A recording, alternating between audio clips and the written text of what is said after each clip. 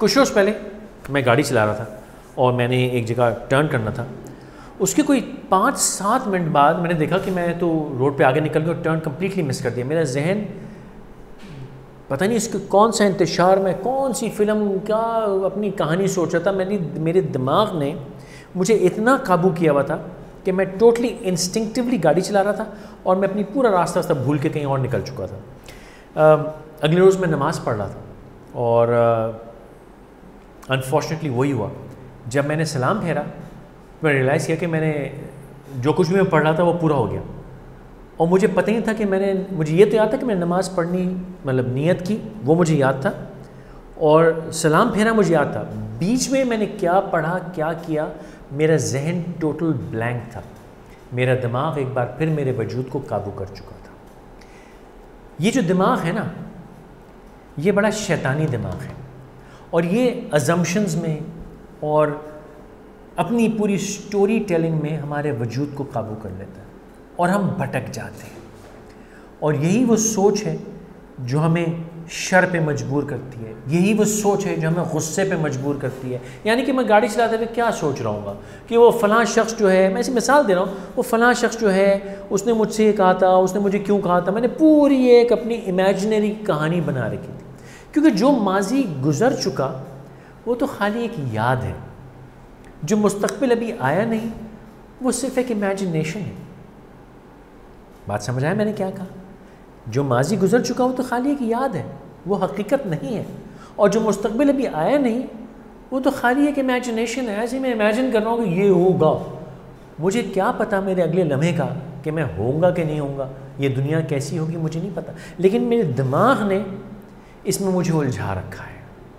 और आजकल एक बड़ा इंटरेस्टिंग वर्ड सारी दुनिया में इस्तेमाल किया था, माइंडफुलनेस या पावर ऑफ नाउ। ये दो मिसालें मैंने आपको इसलिए दी कि ये दोनों सिचुएशन जो हैं उस माइंडफुलनेस से बिल्कुल हट चुकी थी। रमज़ान आने को है, बल्कि शायद जब तक ये वीडियो आप देखें रमज़ान आ चुका हो।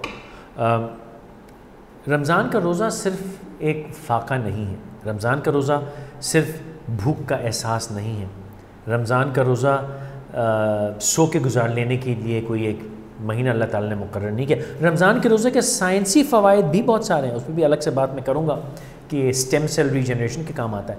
लेकिन रमज़ान की जो तमाम इबादत हैं, रमज़ान का जो रोज़ा है, रमज़ान में जो अपने आप को आप खाने पीने से रोकते हैं, जो ख़ुसूसी तौर पे इबादत करते हैं, उनका एक बड़ा अहम मकसद ये माइंडफुलनेस है कि जब आप फोकस करके इबादत करें, पेट पे आपके डाइजेशन, समोसे, पकौड़े वो और क्या कहते हैं निहारी का बोझ ना हो, आपका सिस्टम क्लीन हो और फिर आप इबादत के मोड में आए, आप नमाज के मोड में आए, तो जो चीज़ आपने सीखनी है, बेशतर चीज़ों में से एक चीज़ जो आपने सीखनी है वो ये माइंडफुलनेस है। यानी जब मैं गाड़ी चला रहा हूँ तो मैं गाड़ी चला रहा हूँ होश व हवास से। जब मैं अल्लाह के हुज़ूर नमाज़ पढ़ रहा हूँ, जब मैं नियत करूँ, हाथ बांधूँ, तो मुझे होश हो कि मैं क्या कर रहा हूँ। ये ना हो कि सारा दिन तो ये खौफ हो कि नमाज़ पढ़नी है तो दिमाग वहाँ बटर है, और जब नमाज़ पढ़ने खड़ा हो तो सारे दिन की बकवासियात का ख्याल हो। ये नहीं, जब नमाज़ पढ़ो तो नमाज़ पढ़ो, जब काम करो तो काम करो। तो इस रमज़ान मेरी आपसे गुजारिश है कि कोशिश कीजिए, रोज़े में भी, उस भूख में भी, उस सिस्टम की क्लेंजिंग में, उस नमाज में, तरावी में, कि अपने आप को, अपने जहन को उस लम्हे, उस मौके पे फोकस करना सीखिए। जो लोग इस पे ज़्यादा इन्वेस्टिगेट करना चाहते हैं, समझना चाहते हैं, माइंडफुलनेस और पावर ऑफ नाउ को गूगल कीजिए, समझिए। अगर मुझसे इस पे बात करना चाहते हैं, मेरी को मदद चाहते हैं, तो मैं हाज़िर हूँ। मुझे आप कांटेक्ट कर सकते हैं मेरी वेबसाइट faisalqureshi.com के थ्रू। आप लोगों के कोई इस मामले में एक्सपीरियंसेस हैं, प्लीज़ शेयर कीजिए। चैनल सब्सक्राइब करना ना भूलिएगा। नीचे कहीं अगर आप यूट्यूब पे हैं तो सब्सक्रिप्शन का लिंक होगा, वहाँ सब्सक्राइब कीजिए, घंटी ज़रूर क्लिक कीजिएगा ताकि आपको नोटिफिकेशंस मिलें, और अपने कमेंट्स फीडबैक ज़रूर दीजिएगा। और मुझे उम्मीद है कि इस रमज़ान आपकी इबादत बेहतरीन होंगी।